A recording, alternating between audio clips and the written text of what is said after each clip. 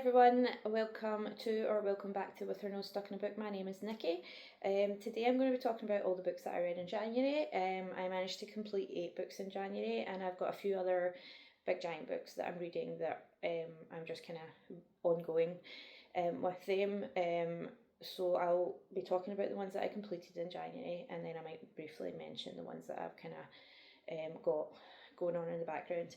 But the first book that I read in January, or finished in January, was The Toy Makers by Robert Dinsdale, and this was recommended to me by Claire, who gave me this as part of my 40 books for 40 challenge. And the reason I kept this to the kind of Christmas period was because it gave very massive Christmas vibes. So I kept it for December, and I started it over the kind of Christmas period, and then it kind of went into January for finishing it. And it's about a toy emporium in London that only opens over the kind of festive period. So it opens with the first frost of like autumn winter period. That's when it opens every year, and it stays open until the first kind of spring flowers bloom in the new year. And then the rest of the time it's closed. And it starts off with this young girl who's a teenager, and she has found herself pregnant. And because of the times, it's like set in the kind of 1910s to start with, maybe even a little bit before that. And obviously, because of the times that they're living in, her mum and dad are not best pleased. So they're taking her to this place where she's going to have her baby. The baby's going to be given away, and she will then return and pretend it never happened. And she obviously doesn't want that to be the case. She doesn't want this to happen, and she's been locked up in her bedroom because her mum and dad don't want anyone to know that she's pregnant. So she's not allowed to be seen. She's not allowed to, like, she can only wear baggy clothes. And she's locked in her room, and her sister gives her a magazine to kind of pass her time because she feels a bit sorry for her. And she sees this advert for the toy emporium, and she answers it. She decides to run away, and she gets a bus and turns up at this toy emporium and is given a job because she's seen that advert. And it's you kind of get the vibe that the advert only appears to those people who need it and are looking for to escape something. So she starts work at this toy emporium that is run by Papa Jack and his 2 sons, and there's a very magical element to this toy shop. Like, all the toys come to life and stuff, and she doesn't understand quite how it works. Like, but there's a big kind of like, it's implied that Papa Jack is magic, almost this kind of Santa Claus figure, and he can like put magic into his toys and make them there. And one of the sons is following in his footsteps and is really good at doing this, and then the other one isn't so much, and he's a bit jealous and stuff. So there's that kind of dynamic going on, but she doesn't tell anyone she's pregnant, and when it comes, she doesn't realise that when it comes to the first flowers of spring, that this place just shuts and she will have nowhere to go. But one of the brothers happens to notice that she's pregnant, and he hides her away in the toy shop when the toy shop's closed, and she has her baby there. And yeah, so eventually she kind of falls in love with one of the brothers, and he helps her and raise this baby. But it's not just about this magical toy shop, because one of the brothers ends up, obviously it starts off in the kind of 1910s, so we get the First World War, and one of the brothers goes away to war, and that's one that she is seeing, that she's with, and he comes back and he's a completely changed person. Like, war has affected him so massively. So we get this look into the kind of how the PTSD aspect of the First World War, and how men came back with what was known then as shell shock, but there wasn't a great understanding around it. So, like the treatment for it and stuff just wasn't there, and the understanding of it just wasn't there. And on the other side of that, the other brother isn't deemed fit to go to war, and has to stay behind, but people like just assume that he's a coward, and like, why is he not there fighting for his country, like he's a coward, or and he's treated horribly by people, and he wanted to go, he tried, and he just wasn't fit enough, and it's shows how the men who were left behind were treated horribly by society, who just assumed that they were cowardly and avoiding going to war. There's toy soldiers that are really popular and sold throughout the novel in this toy store, and they're kind of a metaphor for how war is in the real world, how wasteful war can be. So that although this is a book about a toy shop, it has a lot to say just about like war and how it affects people. So I won't say too much more, or I'll just like give away the entire plot. But I really enjoyed this, and it's a great book to kind of read in December time, which is when I started reading it, and it kind of overflowed into January. But yeah, I really enjoyed it, and I would thoroughly recommend this one for the festive period. So that was The Toy Makers by Robert Dinsdale. Then I read Percy Jackson and the Lightning Thief, which again was recommended to me by my daughter for my 40 books for 40. I think by now most people kind of know the story of Percy Jackson because the books have been super popular.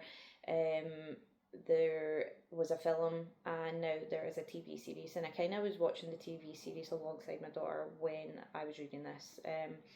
So the TV series is in its second season, I believe, that's just finished. But yeah, I enjoyed this. It's a great little like kids book. Obviously it's Greek mythology, which I'm not too clued up on. I'm trying to read Greek plays for book club just now, and honestly trying to get my head around all the names and the characters and everything is just crazy. Like, I've got a little Greek mythology almost kind of like guidebook but next to me the entire time, and I'm drawing family trees to try and keep straight of it all. But yeah, so Percy Jackson, Percy is obviously the son of a god, and his mother is human, but he doesn't know that at the start of the book. He's in school and he doesn't understand why he's getting into trouble all the time, how he's managing to get himself in these situations, and he just always seems to find himself in trouble. His mum lives with a horrible guy who treats her and Percy terribly. He doesn't understand why his mum stays with this guy, and basically the book is about him discovering who his dad is and why he's like this. He obviously discovers that he's got powers, and he goes to Camp Half-Blood to learn how to be the son of a god or a demigod. Like, there's so many different people, like, and it's about that, and then he has to go on this kind of trial and kind of prove himself. So yeah, good fun book. Obviously it's a whole series, and then there's another series that's like Percy Jackson but a different, like, adjacent, like, so there's, if you read this and you like it, there's loads more books to get into, and also a good little starter guide for Greek mythology. If you're into Greek mythology, obviously these will be fun for you as well. So yeah, again, I would thoroughly recommend Percy Jackson, especially if you've got kids. Like, it would be really good to read with your kid.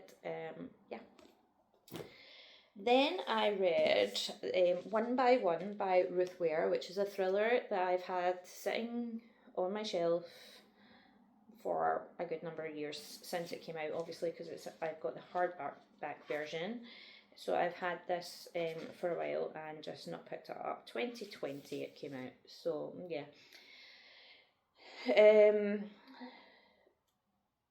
One by One is a kind of locked door thriller.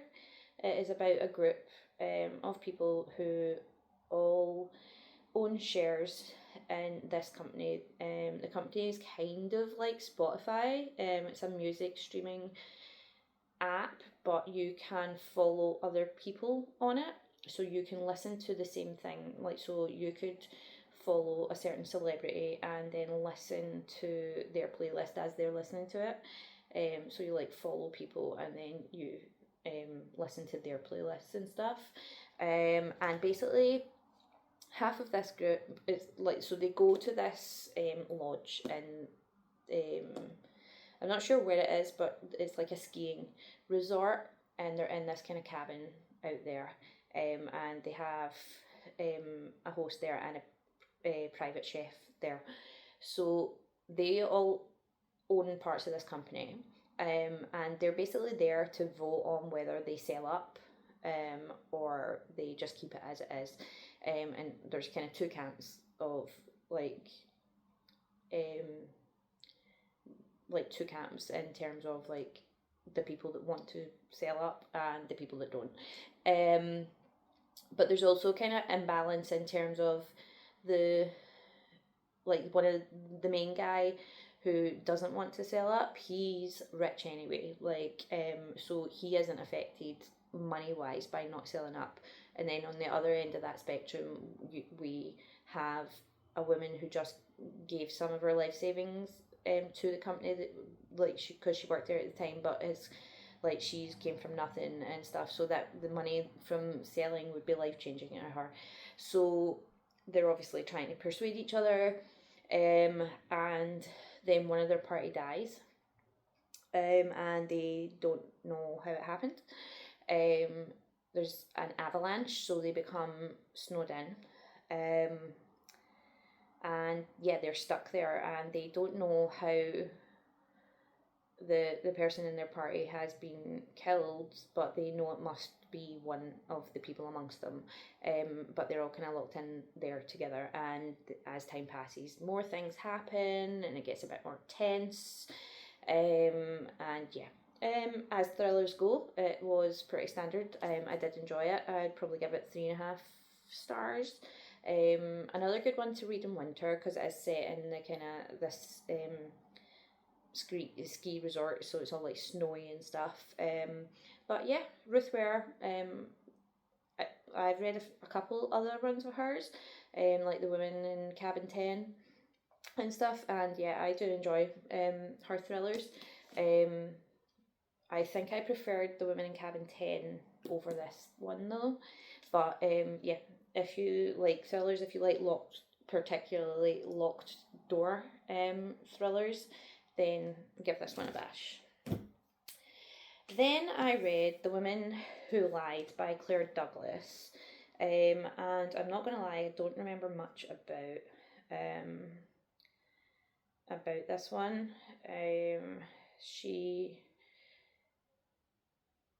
It's about a woman who's an author and she writes crime fiction basically, and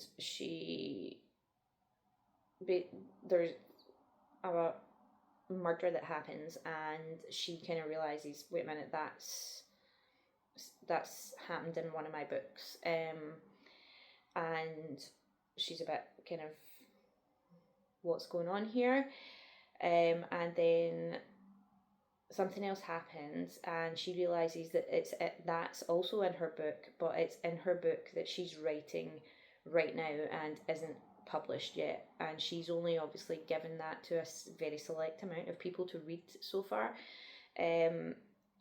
So she's like, are these crimes being committed by someone I know? So yeah, again, as thrillers go, pretty standard, quite easy read. Like I say, I read it quite quickly and didn't retain too much of it, to be honest, but the premise was quite cool in terms of her being a writer and somebody copying the books, because obviously she kind of comes under suspicion at points as well. So yeah, again, I would say another kind of 3.5 stars for that one. Then I picked up Half His Age by Jeanette McCurdy, and I really enjoyed this. I read this in one evening. It's a bit on the nose. It's basically about a young girl who falls in love with her teacher, and they have an affair. So there's all the kind of stuff around that issue. But I think it was really well written. It's quite witty. It's quite like it gives kind of realistic vibes of like being in that situation. Jeanette McCurdy obviously is from Sam and Cat, and she wrote the memoir I'm Glad My Mum Died. If you've not read that, I thoroughly recommend that one as well. And yeah, I saw a few negative reviews about this, and I think it's probably to do with the subject matter, and the way the girl talks. Like, she talks about sex quite a lot, and it can be quite graphic at times. But I think the subject matter is handled really well in it, and she's written it really well. And yeah, if she writes anything else, I'll pick that up too. So I would probably give this 4 stars. Then I read Wuthering Heights.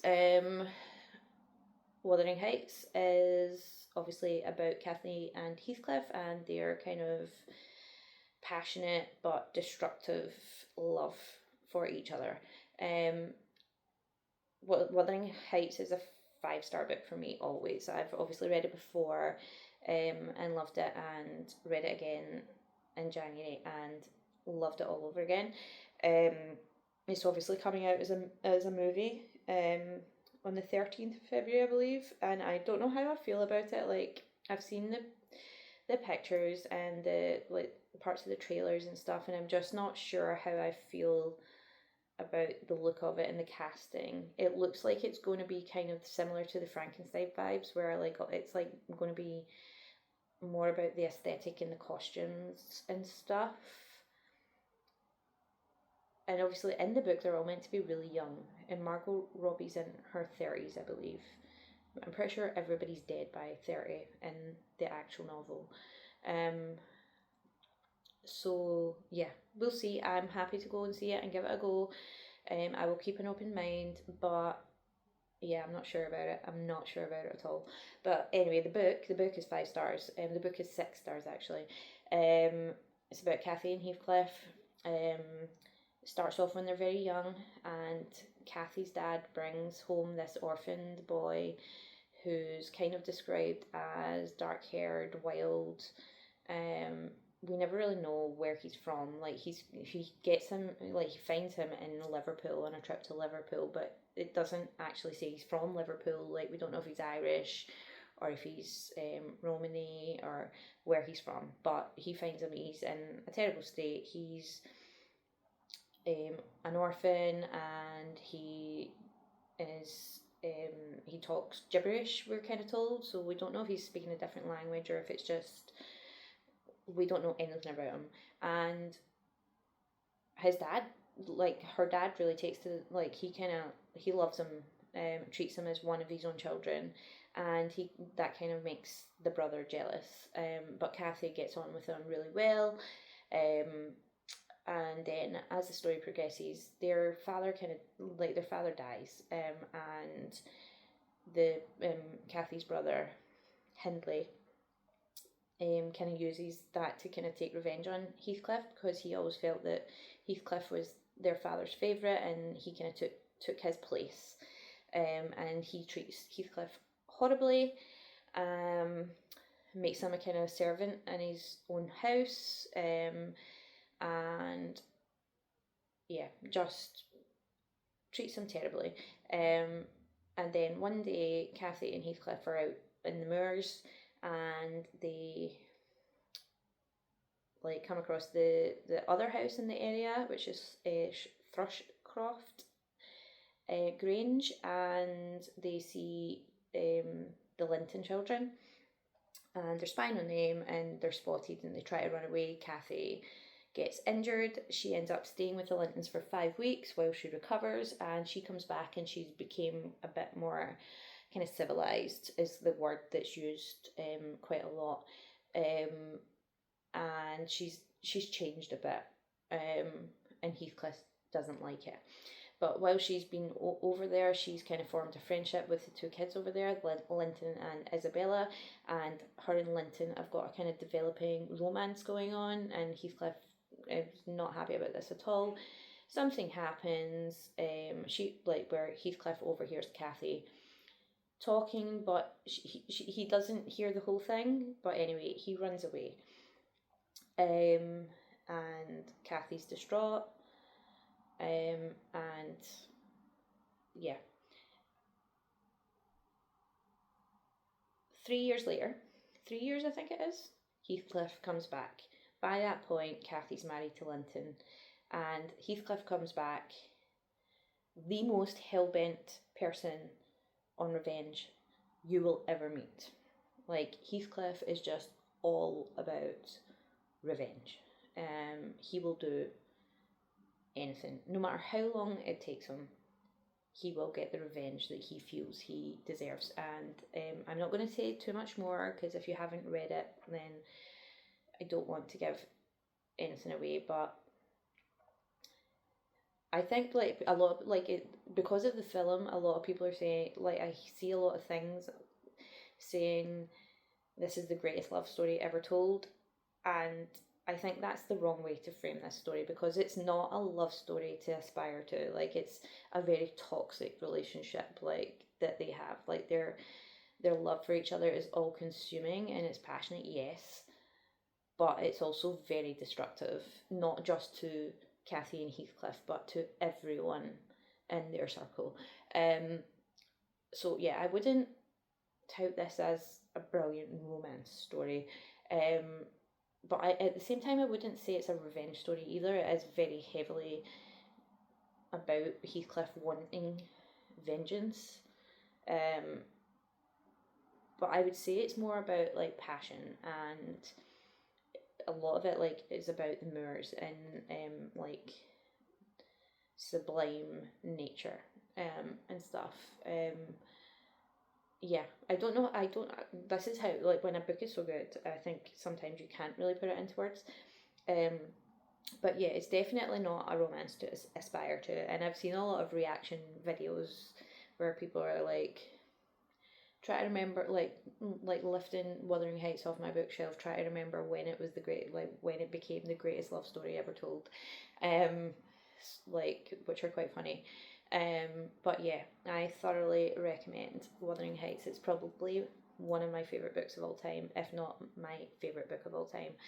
I can't decide now, because I always thought this was my favourite, and then I reread Jane Eyre, and now I think it's a tie between the two, because they're written by two sisters, but they're both gothic Victorian like stories, but they're so different from each other, but in some senses so similar. So I think it's a tie. I'm going to reread Jane Eyre this year anyway for uni. So yeah, I'll see again. But I think it's a tie. It's got to be a tie. Yeah, I don't think I can put one over the other anymore, because I read them both when I was really young, and I just instantly was like, Wuthering Heights is my favourite. But now that I've read both again within like the space of 1 year, I really think it's a tie. I think it's a tie. I'm just rambling now.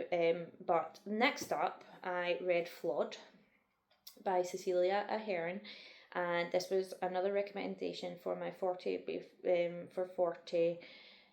books for my birthday, and this was recommended to me by my friend Kelly, and this is really good. It is dystopian, and it's young adult, which I didn't know Cecelia Ahern wrote. I didn't know she wrote young adult books, and I didn't know she done dystopian either, so that was a surprise. This is the first of 2 books, I believe. And it's basically set in a world where being flawed is seen as the worst thing ever. And the protagonist of the story is a girl, and she's quite privileged. She she lives quite a privileged life. She's going out with the guy in charge's son, so she's kind of top of the food chain.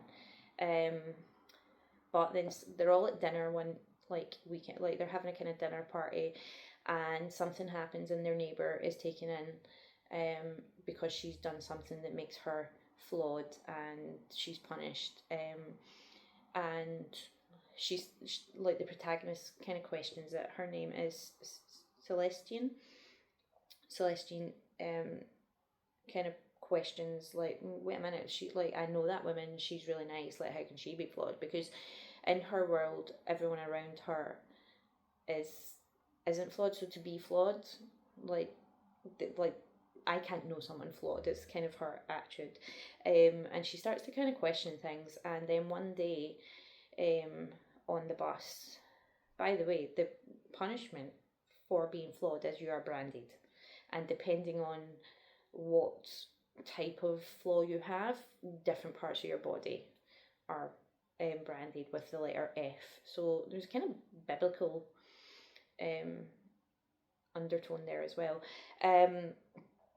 So yeah, she questions it, and then one day she's on the bus and everywhere's segregated. So she's on the bus and there's seats for the flawed and seats for the unflawed, and there's an old man, and I think he's choking, if I remember rightly. He's choking, and she's like, why is nobody helping this guy?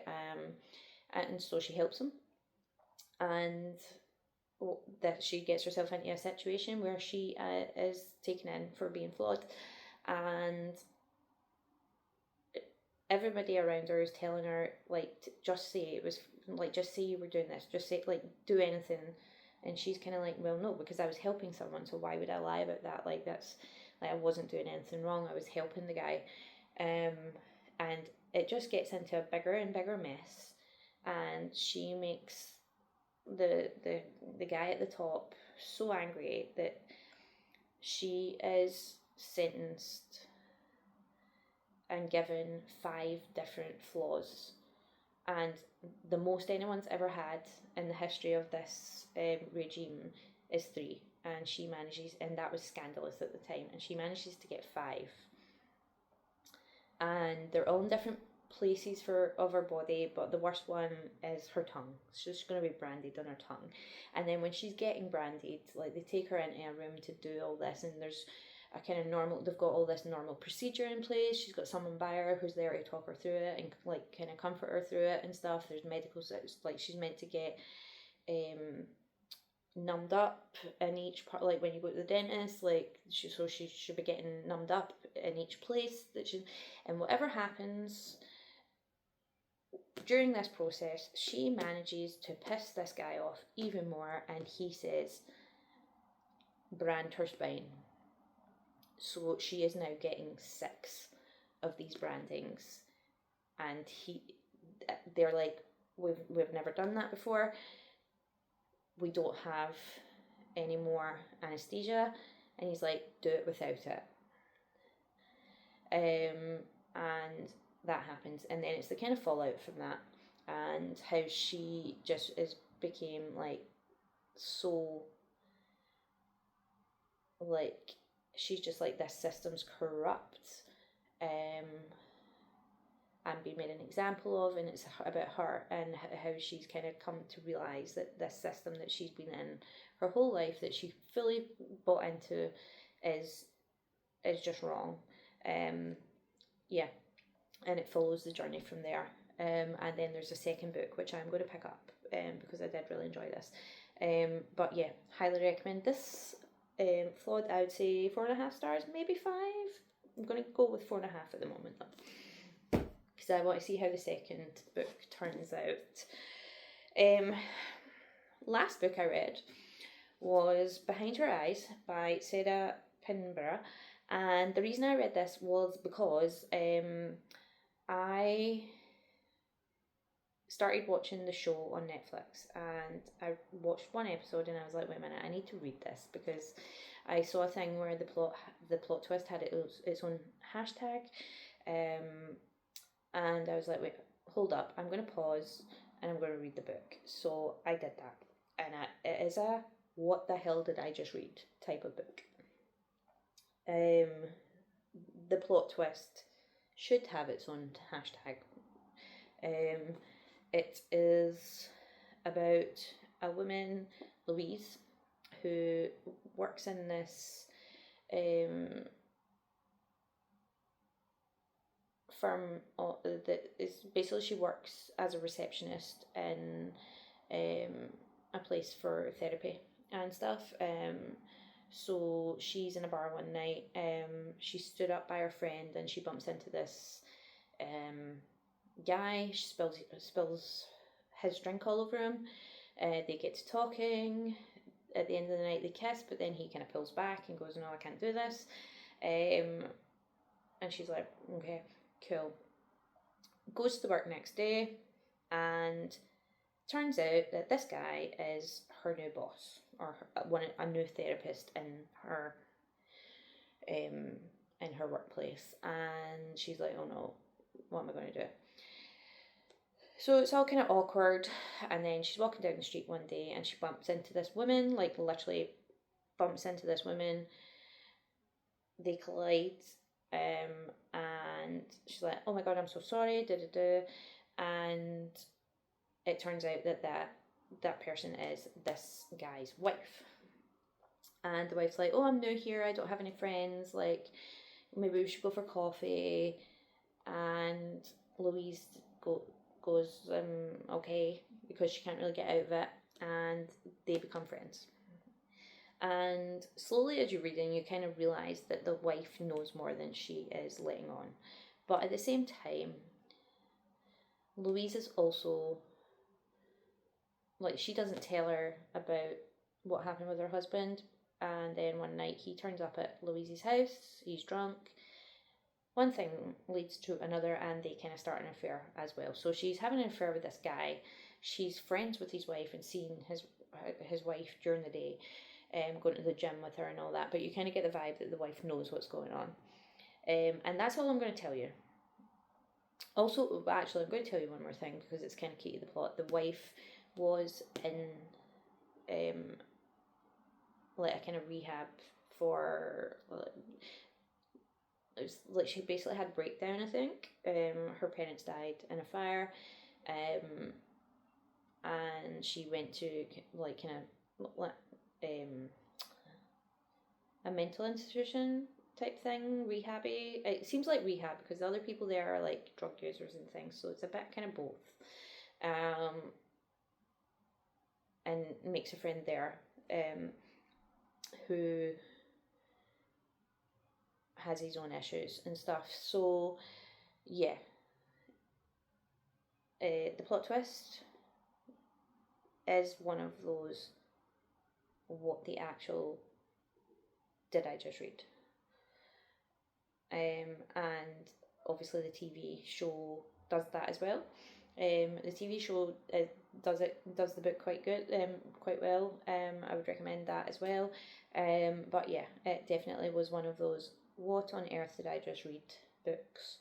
So yeah, if you like that kind of plot twist that's just wildly out there, I would read this. I'd probably give it 3.5 stars. I think I gave all my thrillers this month 3.5 stars. I don't know if I've just read too many thrillers that I need something like amazing to give 5 stars. But yeah, that was my 8 books that I read this month. Let me know what you read this month. Have you read any of the books that I read, and what did you think of them? Or let me know if you fancy reading any of the books that I read, if they appealed to you. But that's it for now, and I'll see you next time.